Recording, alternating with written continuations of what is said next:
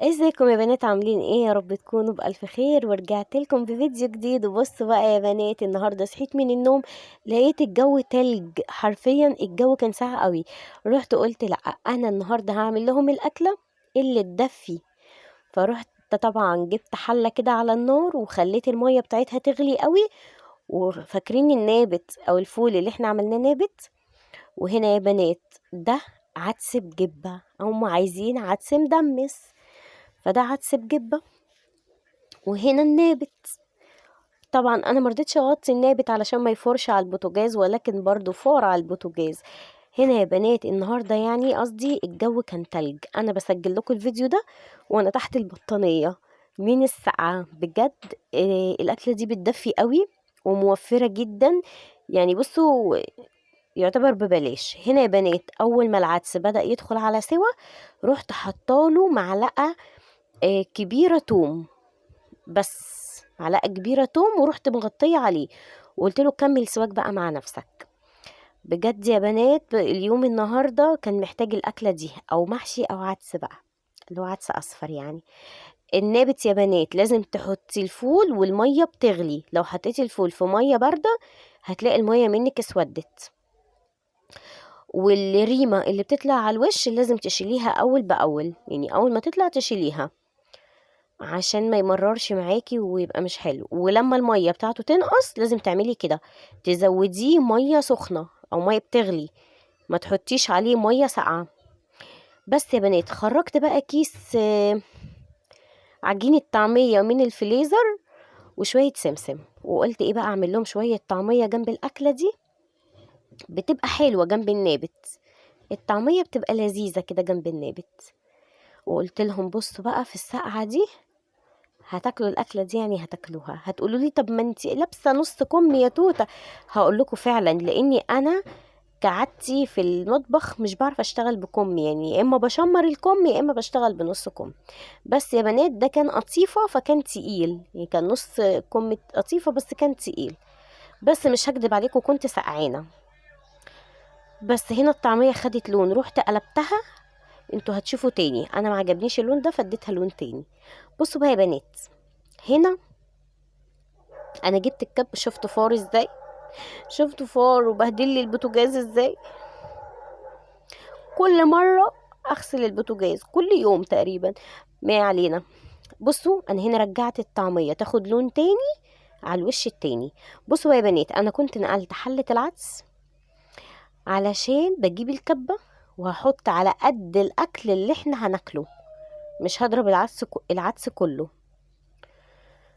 بس يا بنات هروح اضربه بقى ضربه واحده بس بالكبه او في الخلاط، ضربة واحدة بس.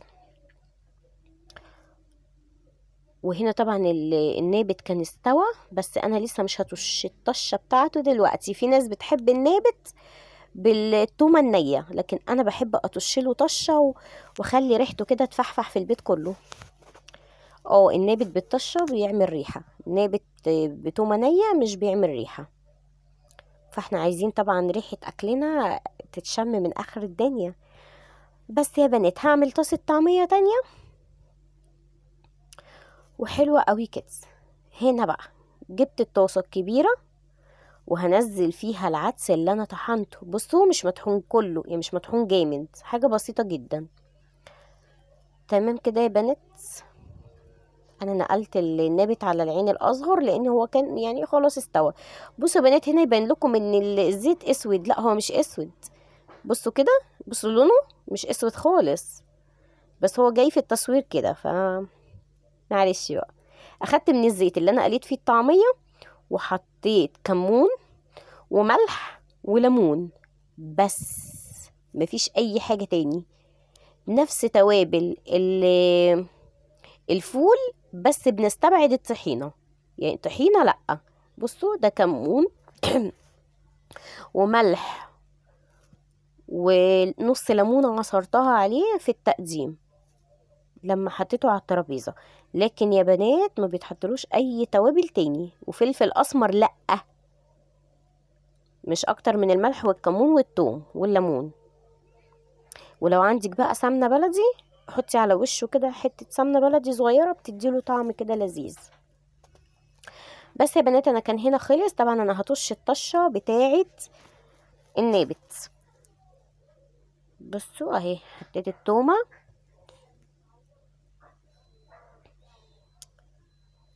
واول ما التومه تاخد اللون الذهبي او تحمر يعني او زي كده يا بنات، بس عشان ما تمررش طشيتي الطشه، الناس في اخر الدنيا هتشم ريحه طشتك.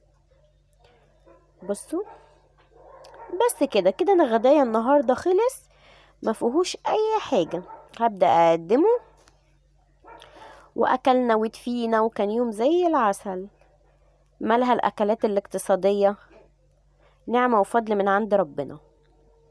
صدقوني يا بنات انا في الاكل ده باكل وبشبع اكتر من اي حاجه تانية يعني.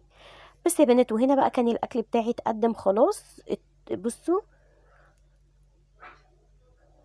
طبعا البتنجان دون متخلل بالطريقه الصعيدي وماما مخللاه، والجبنه واللانشون ده كان حد عايز ياكل جبنه ولانشون. بس يا بنات رحت قلت بقى ايه بعد ما تفيد بقى شويه، رحت قمت اتنشطت كده، قلت لا هعمل كيكايه واشغل الفرن يتدفي الشقه شويه، ومع كوبايه شاي بلبن بقى ونتعشى وفل يا فل. بصوا هنا جبت كوبايه لبن واربع بيضات. تمام يا بنات، بصوا اعملوا الكيكه بنفس المقادير دي. هي كل كيكايه مقاديرها بتختلف عن المقادير التانية، دي حاجه معروفه. الكيكه دي يا بنات فيها ايه، فيها تركايه كده من تركاتي هتعجبكم قوي. انا كنت عايزه اغير اعمل لهم كيكه لون يعني ملونه، يبقى ليها لون بس ما تكونش كيكه شوكولاته، لاني لسه عاملاها. هنا يا بنات كان في حته، اسم الله حبيبي عليك، حته بيضه، اسم الله يا قلبي، آه مالك، حته بيضه، قشره بياض وقعت في البيض وانا بكسره في البيض، فمش هتطلع معاكي غير بقشره بيضه زيها. بس المهم بقى يا بنات حطيت ايه الفانيليا، وهنا نص كوبايه زيت، حسيت ان هي اقل من النص بشويه فحطيت ايه حركه معلقه كده. يبقى ايه يا بنات، كوبايه لبن، رشه فانيليا، اربع بيضات، نص كوبايه زيت، كوبايه ونص سكر عشان احنا بنحبها مسكره شويه. اهي كوبايه ونص سكر، دي كوبايه وهاخد برضو نص. انا جايبه السكر الابيض ده مخلياه للحلويات، مش بعمل حلويات يا بنات بسكر التومين بالذات الكيكه، لاني بيسمرها قوي بيخليها لونها اسمر، وانا اصلا هديها لون. انا هنا فتحت الفريزر عندي، لقيت فيه شويه جوز هند، فقلت انا بحب الكيكه بجوز الهند هحط لها جوز هند، ما اشتريتهاش مخصوص يعني، هي كانت عندي في الفريزر. انا مخصصه باب الفريزر في درجين مخصصاهم للحاجات دي، رفين، اسفه يا بنات مش درجين رفين. بس بصوا بقى المضرب ده مش بنصح حد يجيبه، المضرب ده اونطه يا بنات، بصوا هتلاقوني كل شويه اعدل فيه، مش حلو خالص. المهم هضرب كده شويه وهروح جايبه كوبايتين دقيق وهديهم نخله حلوه كده، انا عايزاها خفيفه مش عايزاها تقيله.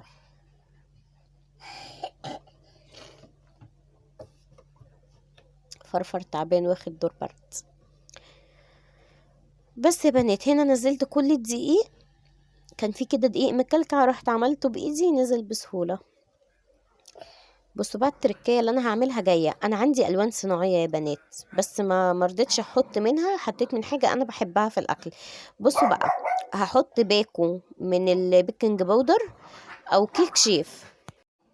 انا عن نفسي يا بنات بحب الكيك شيف قوي في الكيكه، بس انا حطيت الموجود عندي. دي بقى سنه زعفران. اه ازاي، هو مش الزعفران للطبيخ؟ لا طبعا الزعفران للحلويات كمان. اللي هو اساسا ليه طعم متغير ولا اي حاجه، هو ملوش طعم، هو بيدي لون وشويه كده ايه، مش عارفه اوصلها لكم ازاي، بس جربوا الزعفران يا بنات في الكيكه، حطي سنه صغيره جدا ما تكتريش. انتي اساسا لو بتعملي كمان كنافه اللي هي الكنافه النابلسي وحطيتي حتة في الكنافة بيديها الصفار اللي لا يمكن يتوصف. انتوا شايفين اللون بيتكلم عن نفسه كده، لون يتحدث عن نفسه. جبت الصينية اللي انا هدخلها الفرن ودهنتها، رشيتها زيت وبعدين بدرتها بالدقيق عشان الكيكة ما تلزقش. كنت من قبل ما هبدأ في الكيكة يا بنات وانا مسخنة الفرن بتاعتي على درجة حرارة 200، واول ما حطيت الصينية بتاعتي حطيتها على درجة حرارة 180، ورحت قافلة الباب بتاع الفرن وما فتحتهوش غير بعد تلت ساعة. سبتها تبرد خالص وغطيتها عشان الوش بتاعها يبقى طري ما ينشفش، وكانت بالجمال ده. تحفة. ايه الحلاوة دي؟ بس بقول لكم بصوا الطراوة، بصوا الجمال، بجد كانت جميلة. رهيب ولا رهيب. بصوا برضو اديتها تسليكة كده بالسكينة، هي الحمد لله كانت سالكة وكل حاجة. كنت نسيت بقى اسلك الحتة دي ورحت سلكتها، ناسية ان هي ليها بتاع كده في النص فسلكتها. هنا كانت نزلت يا بنات مساحة السكينة مكان ما كنت بعمل في الصينية، ورحت مقطعاها. بصوا جمال اللون من جوه. بصوا يا سيدي عالدلع، يا سيدي، ما احنا لازم نبهرهم. لازم مرة نعمل الكيكة حمرا، مرة نعملها زرقاء لبني كده يا بنات، يعني لازم نغير. هي ما كانتش محروقة من تحت يا بنات، بس هي خدت لون شوية، بس كانت فل يا فل. طبعا جبت العلبة اللي انا بقولكوا دي علبة الخير يا بنات اهي، كان فيها كام وحدة فتوتة كده. انا ما طبعا ما اقدرش استغنى عن اي حاجة في علبة الخير دي، لان زي ما قلت لكم ولادي هيفضلوا رايحين جايين مثلا، انا لسه ما خلصتش الاكل اي حاجة، جالك ضيف على غفلة هتقدمي له مثلا حتتين كيك مع حتتين فتوت، بكوباية شاي او شاي بلبن في الساعة دي بتنفع قوي. خلي عندك علبة في المطبخ للحاجات دي، هتلاقيها دايما مليانة. اشوفكم على خير يا بنات في فيديو جديد من فيديوهاتي، مع السلامة.